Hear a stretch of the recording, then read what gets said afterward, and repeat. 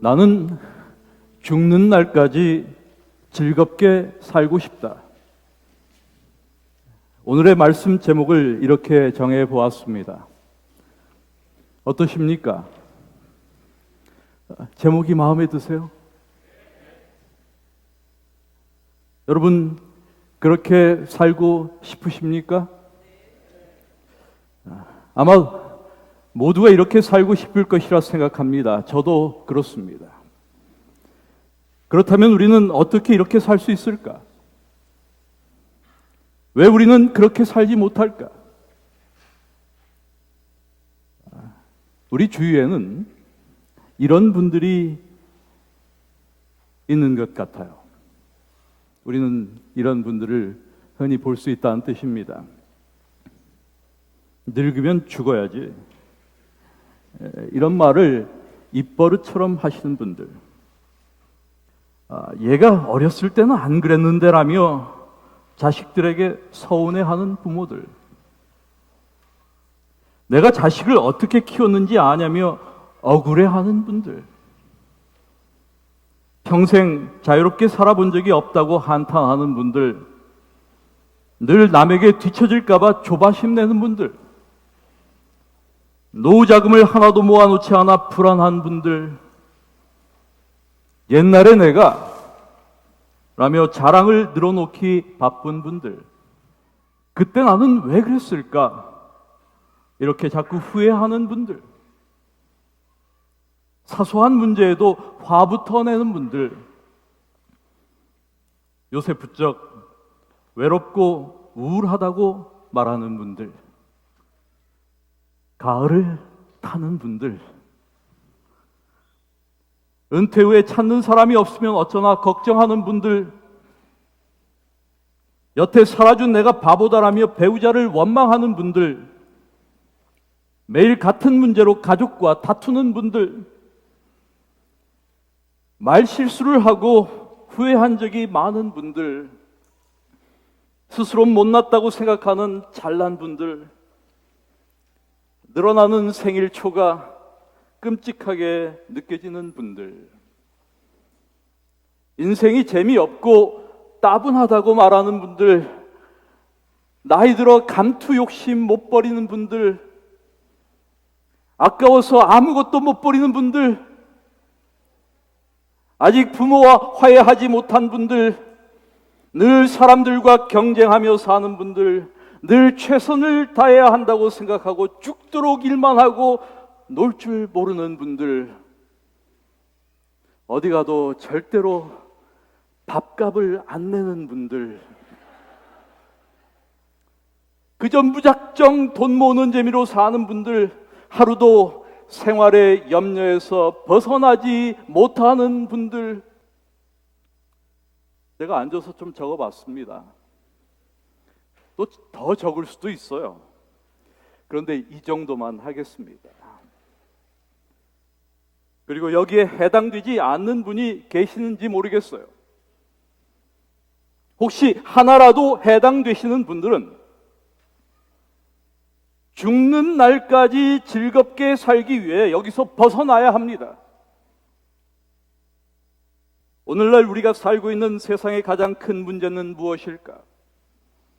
무엇이 우리의 삶의 행복을 가로막을까? 우리의 삶의 기쁨과 즐거움을 뺏어가는 것은 무엇일까? 그것은 오늘날의 시대 정신과 그것이 우리에게 요구하는 삶의 방식과 무관하지 않다고 생각합니다. 이 세상의 생존 논리와 방식은 이런 것입니다. 이 세상에서 자신만을 위하여 살고 다른 사람을 짓밟고 희생시켜서라도 출세해야 한다. 자신만을 위하여 살아야 한다. 무슨 수를 써서라도 출세해야 한다. 자신만을 위하는 것, 이것은 자기 과시와 허영과 이기적인 자기 사랑과 자기 주장 등을 통하여 나타납니다. 그리고 이것이 이 시대의 처세술이며 성공의 방법입니다. 그래서 이런 세상 논리를 따르면 이런 것이죠. 학교에서 공부 잘하면 선이고 아름다운 것입니다. 공부 못하면 그 자체가 죄악이에요.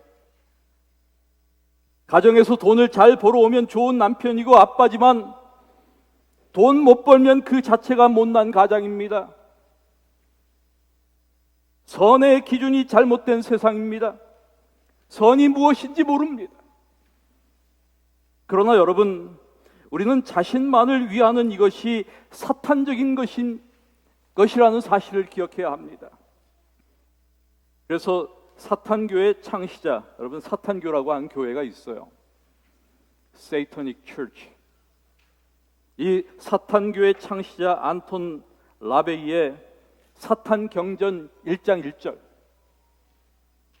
내 삶의 주인은 너 자신이다. 내 자신을 위하여 살라. 이것이 사탄경전 1장 1절의 말이에요.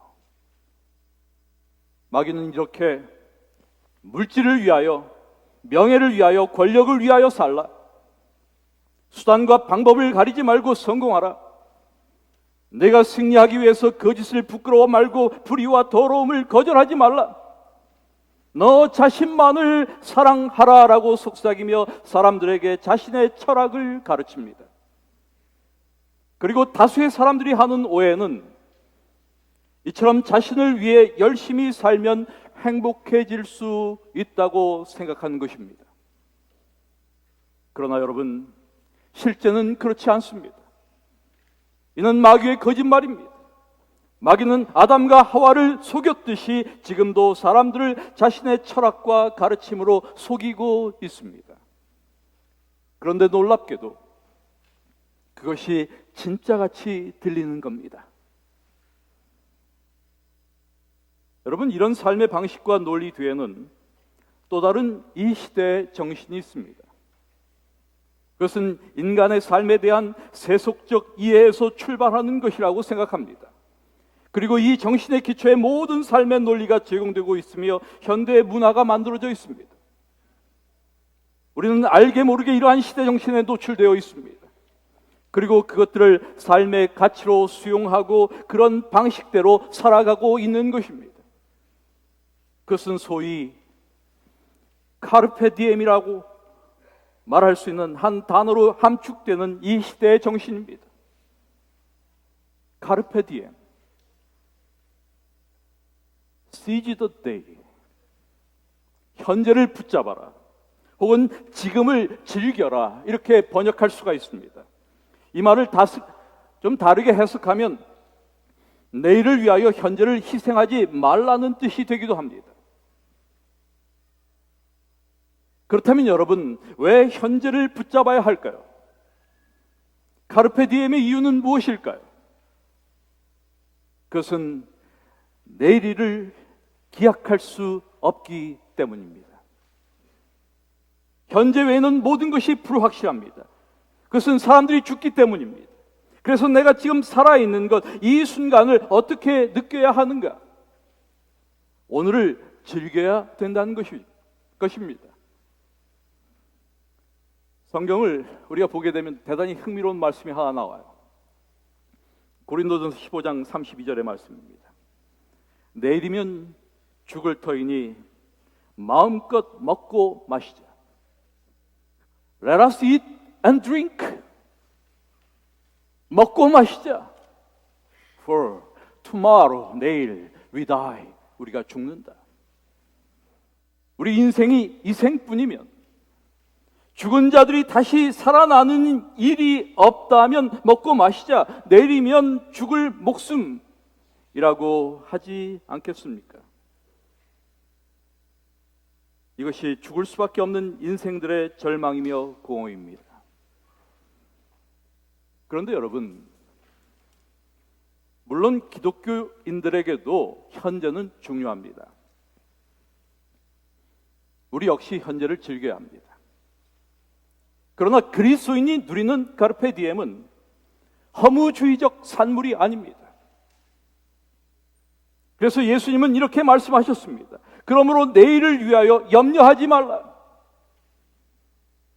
주님은 이 말씀을 통해 현재 내가 살아있는 것이야말로 가장 아름다운 것이며, 그리고 그 현재를 하루하루 염려하지 말고 하나님을 의지하고 살라고 하시는 것입니다. 그리고 주어진 그 삶에 최선을 다하는 것, 이것이 하나님께서 우리에게 말씀하시는 카르페 디엠입니다. 그래서 예수님께서 우리에게 말씀하고 있는 카르페 디엠은 지금 행복하여라, 지금 행복을 놓치지 말라는 뜻입니다.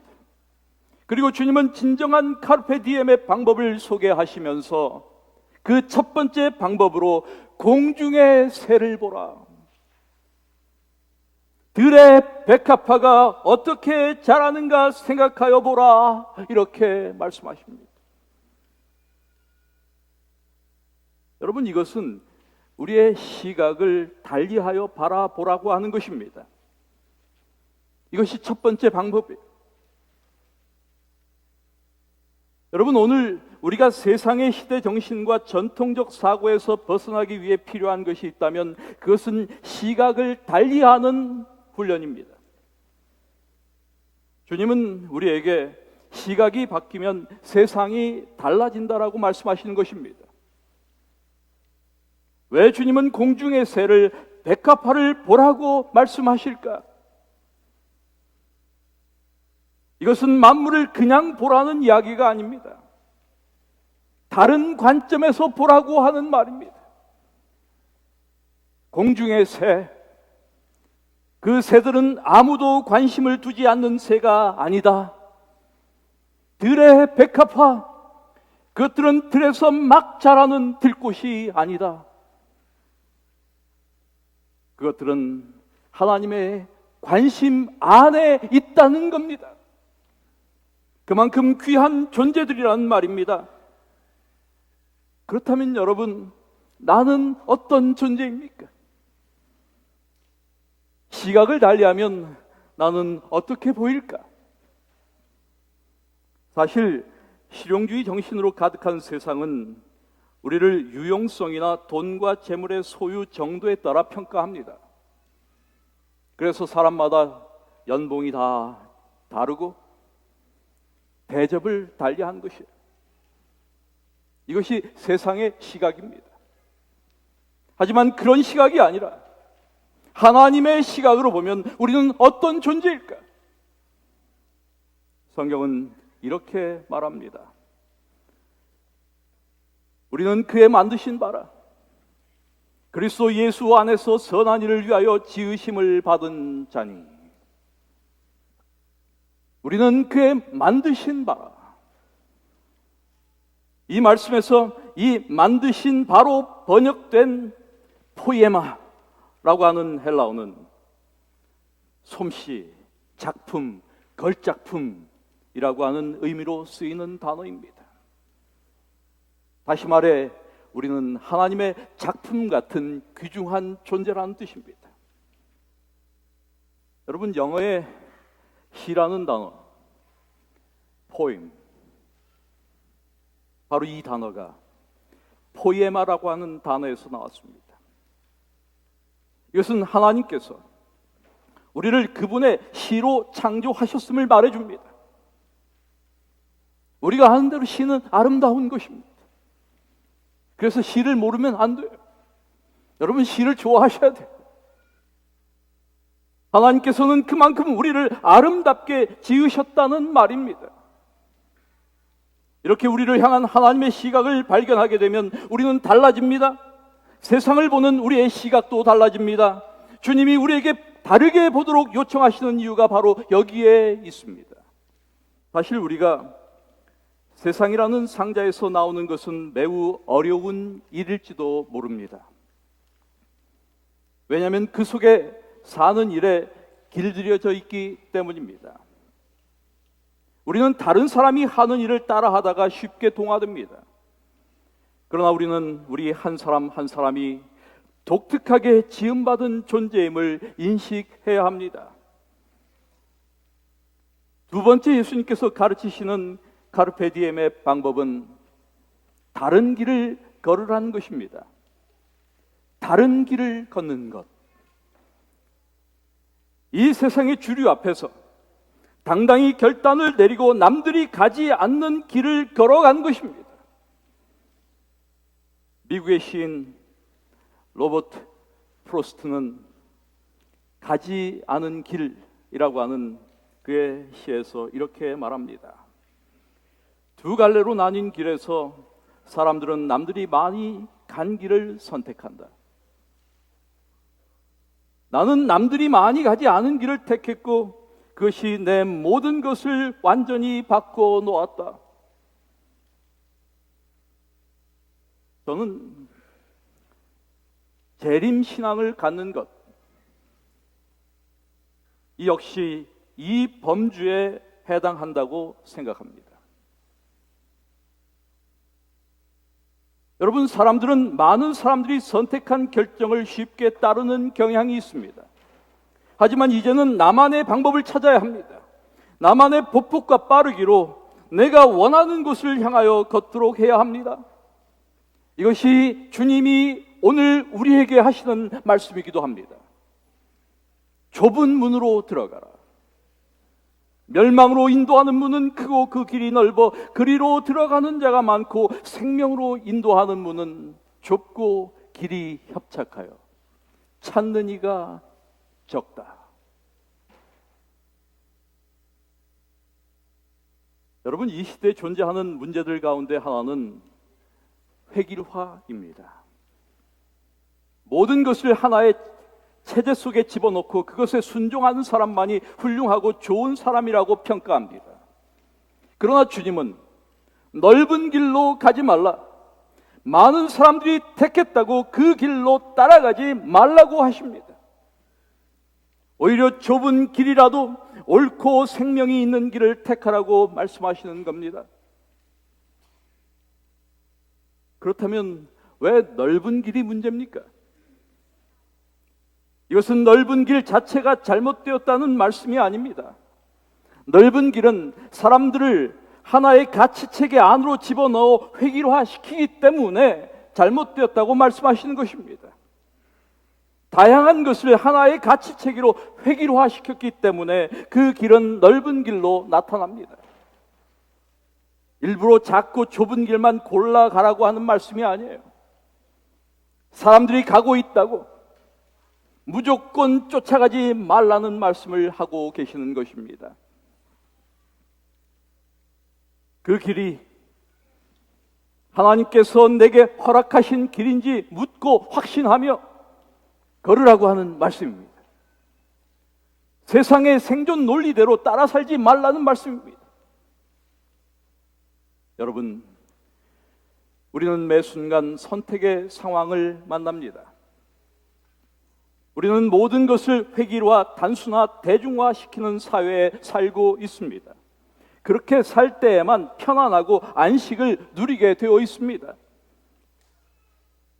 그러나 저는 우리가 그리스도인이라는 사실을 말씀드리고 싶습니다. 모든 시가 독특한 아름다움을 소유한 것처럼 우리는 하나님이 깊이 생각하여 아름답게 만든 시 같은 존재입니다. 그러므로 우리가 사는 방법은 당연히 나의 독특함을 인정하며 살아가는 것입니다. 이것이 조금 힘들 수도 있어요. 하지만 두려워하지 말고 나 자신의 자아를 드러내놓고 살아가는 일이 필요하다는 뜻입니다. 하나님은 우리를 아름답고 독특하고 귀하게 만드셨기 때문입니다. 이제 남은 것은 우리를 건져내는 일입니다. 우리는 자신도 모르게 이 세상의 상자에 갇혀 스스로를 제한해 왔습니다. 우리는 종교적으로도 율법주의적 종교와 전통이라는 상자에 갇혀 스스로를 제한해 왔습니다.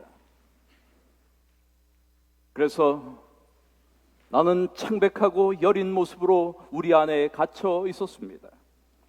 하나님을 만나고 싶어하고 하나님이 허락하신 자유를 누리며 살고 싶어하던 나를 스스로 유폐시켜 놓았습니다. 오늘 우리는 우리 자신을 이런 의미에서 건져내야 합니다. 우리가 하나님의 아름다운 시 같은 존재임을 인식하고 예수님의 이름으로 건져냄을 받아야 된다는 말입니다. 우리 신앙의 의미를 새롭게 하고 우리 종교의 통속적이며 정형화된 신앙에서 탈피해야 된다는 뜻입니다. 그렇다면 어떻게 우리는 이 잘못된 세상과 신앙에서 나올 수 있을까? 어떻게 하는 것이 미래를 생각하면서 현재를 즐기는 방법일까? 주님은 이렇게 말씀하십니다. 너희는 먼저 그의 나라와 그의 의를 구하라. 그리하면 이 모든 것을 너희에게 더하시리라. 그렇습니다, 여러분. 우리가 하나님의 나라를 갈망하며 하나님의 의를 구하고 그분을 중심에 모시고 살면 그분은 우리에게 이 모든 것을 더불어 주실 것이라는 것입니다. 하나님의 나라를 구한다는 것, 그것은 하나님의 나라를 어떻게 이룰까를 고민하는 것입니다. 하나님의 구원의 통치 및 복음을 듣고 이에 순종하며 그 복음을 전파하는 것을 의미합니다. 그리고 하나님의 의를 구한다는 것, 그것은 자기의 의를 추구하는 대신 하나님의 의에 지배되는 삶을 사는 것을 의미하는 것입니다. 특별히 너희는 먼저 프로톤, 이 말은 세상 사람들이 인생의 목표로 정하고 추구하고 있는 세속적 욕망과 세상적 노력이 모두 2차적이며 부차적인 것임을 강조하는 말입니다. 하나님의 나라와 그 의를 구하는 일이 인생의 가장 중요하고 긴급히 선결돼야 할 문제라고 한 사실을 이야기하고 있는 것입니다. 결국 우리의 신앙에도 자아 중심과 하나님 중심의 두 종류가 있듯이 우리의 열망에도 자신을 위한 열망과 하나님을 위한 열망이 있습니다. 하나님의 은혜와 인간의 공로, 자기의 의와 하나님의 의가 이렇게 언제나 대비됩니다. 주님은 우리가 먼저 하나님 중심의 신앙, 하나님을 향한 열망을 우리의 삶의 중심에 두기를 원하시는 것입니다. 그리하면 그분은 우리에게 우리의 삶에 필요한 모든 것을 더불어 주실 것입니다. 우리 사랑하는 교회 여러분, 예수님의 말씀을 믿으십니까? 제 말은 안 믿으셔도 됩니다. 저는 시건도 잘합니다. 그러나 예수님은 시건을 하지 않는 분입니다. 이 세상의 카르페디엠은 공허한 것입니다. 그것은 우리에게 쾌락과 자극만을 추구하게 합니다. 먹고 마시는 것에 몰두하게 합니다. 그것은 우리에게 마귀의 철학을 갖게 합니다. 물질을 위하여, 명예를 위하여, 권력을 위하여 살게 합니다. 수단과 방법을 가리지 말고 성공을 추구하게 합니다. 승리하기 위해서는 거짓을 부끄러워 않고 불의와 더러움을 마다하지 않습니다. 나 자신만을 사랑하게 됩니다. 이렇게 자신을 위해 열심히 살면 사람들은 행복해질 것이라고 생각합니다. 그러나 실제는 그렇지 않습니다. 이는 마귀의 거짓말입니다. 마귀는 아담과 하와를 속였듯이 지금도 사람들을 자신의 철학과 가르침으로 속이고 있습니다. 그리고 그것은 여전히 진짜같이 들립니다. 결국 걱정, 근심, 염려, 불안, 인간의 이 가장 극복하지 못하는 4가지 키워드, 우리는 여기에서 벗어나지 못합니다. 여러분, 우리가 만일 지금 주님이 말씀하는 행복을 찾지 못한다면 우리는 계속 불행할 수밖에 없습니다. 무엇보다 먼저 주님께 집중하라. 주님을 사랑하라. 하나님의 나라를 어떻게 이룰까를 고민하라. 하나님께서 원하시는 바른 일을 어떻게 실천할까를 고민하라. 그분을 생활의 중심에 모시고 살라. 주님은 이렇게 우리에게 죽는 날까지 즐겁게 사는 그 비결을 알려주십니다. 그렇습니다, 여러분. 우리는 주님 안에서만 진정한 행복을 누릴 수 있습니다. 그러므로 내일 일을 걱정하지 말라. 하나님께서 너희의 내일 일도 돌아보아 주실 것이다. 한날의 괴로움은 그날의 것으로 족하다. 예수님의 말씀입니다. 하나님의 은혜가 우리 모두의 삶에 늘 함께 하셔서 죽는 날까지 우리 모두 그분의 은혜 때문에 즐겁게 살아가는 우리 모두가 되기를 기도드립니다. 말씀을 마칩니다.